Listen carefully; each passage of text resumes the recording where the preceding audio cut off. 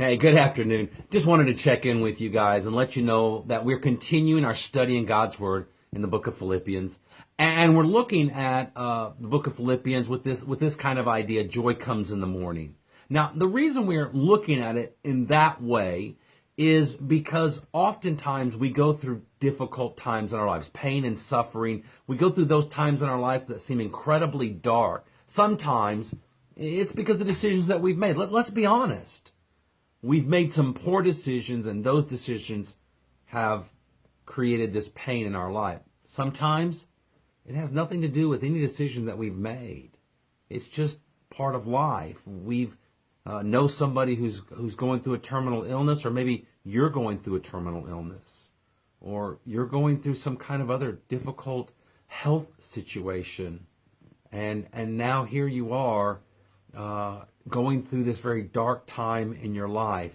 And this study has been about the fact that there's still joy. It comes in the morning, and it really comes back to kind of an attitude.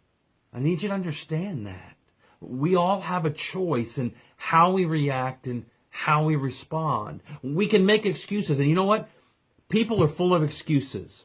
People will say, hey, listen, how is it that I can be joyful when the marriage that I'm in is struggling so bad? Well, you know what? We can be. Or listen, if you knew how bad of my situation was, you'd know that there's no way I can be joyful. But let me explain something to you. No matter what our situation is, we have a choice. We can be joyful. We can choose to have a right attitude. Or we can choose to be miserable. We can choose to be bitter. We can choose to make excuses and point the finger at somebody else. Here's the thing. Oftentimes when we make bad decisions, when we find ourselves in a bad situation and we find ourselves in the dark, we have a tendency to make more bad decisions. The Bible tells us in Proverbs that as a man thinks in his heart, so he is.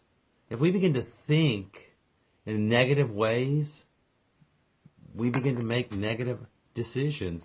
The opposite is also true.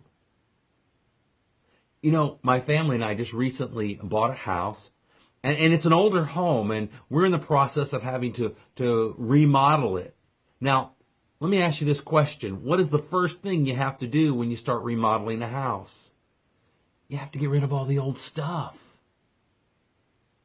in order to bring the new stuff in. For a lot of us, we got to get rid of the old stuff.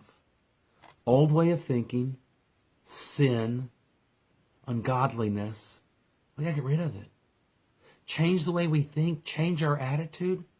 Confess, come before God, and let Him start something new in our life. That's what we're looking at. And so I want to invite you to Country Estates Baptist Church this Sunday, 10:50, as we continue our study in Philippians. Joy comes in the morning. And I encourage you to come and expect God to speak to your heart. God bless you. I'll see you Sunday.